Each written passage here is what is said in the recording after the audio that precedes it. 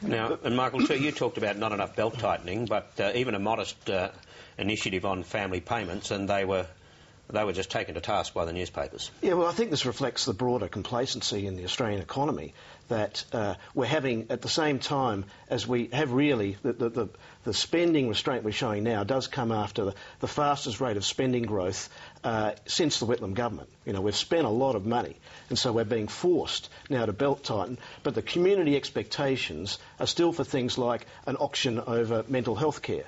There's pressure for spending on dental care. There's many things you could spend more money on.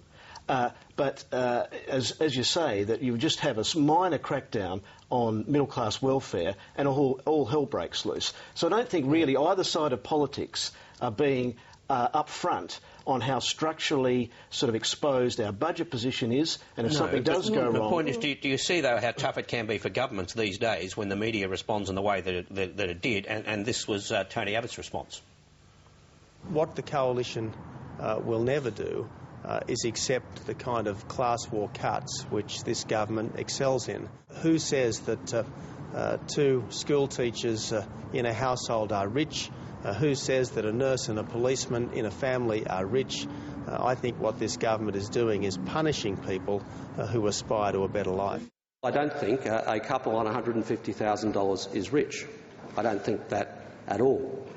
But what I do think is that we need a family payment system which is sustainable.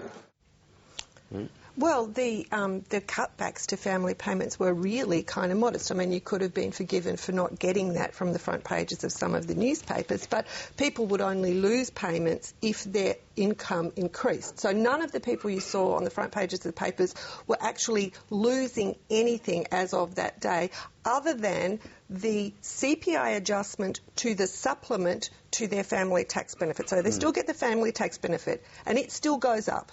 And they still get the supplement, but they lose at most $30 per child per year from the supplement to the family tax benefit. I mean, for that kind of reaction to happen to those kinds of cuts really shows that we've gotten very, very used to getting more government money all of the time. And I think it was interesting, some of those same newspapers did a study which came out the Friday before the budget, looking at the actual financial position of Australian families. And it showed that some of those same families with children on $100,000, $120,000 a year were between $8,000 and $12,000 a year better off over the past 5 years. Because of wage increases, tax cuts that are not factored in. Even taking into account inflation. So even taking into account inflation, they have more spending power. Now, clearly, families aren't feeling that. Well, every focus group in the country is telling the politicians that they're not feeling that. And the politicians are accepting it. But there were dozens of case studies, but this one was on the front page of the Herald Sun. Now,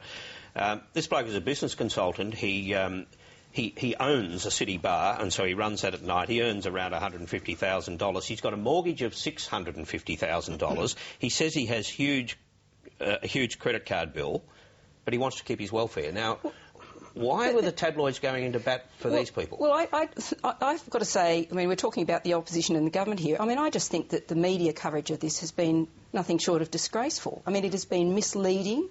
The fact it's referred to family tax benefit cuts for a start. I mean, where did the $150,000 figure come from? It came from the Howard government. There was always a $150,000 cap on family tax benefit A. It's always been there. There's been this pause before, and as the Prime Minister said, Tony Abbott supported it before. This is a media story which has just got completely out of control.